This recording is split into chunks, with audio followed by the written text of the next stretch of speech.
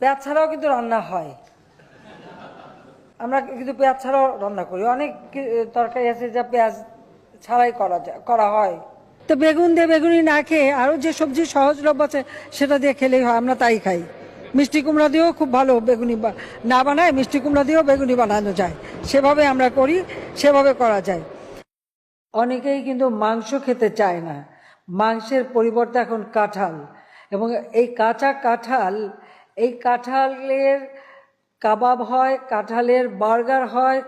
আমরা যদি এই 12 মাসই কাঁঠাল উৎপাদন করতে পারি, মাংসের পরিবর্তে কাঁঠালটা, আমি কিন্তু করি আমাদের বাড়িতে, কাঁঠালে কাবাব করি, মাংসের পরিবর্তে কাঁঠালটা দিয়ে আমরা ওই স্বামী কাবাব বানানো বা বার্গার বানানো। কারণ এখন যেটা করতে হয় যে যখন কাঁঠালের সিজন আসে, কাঁচা কাঁঠাল একটু হলুদ দিয়ে সিদ্ধ করে ডিপ ফ্রিজে রেখে দিয়ে 12 মাস ব্যবহার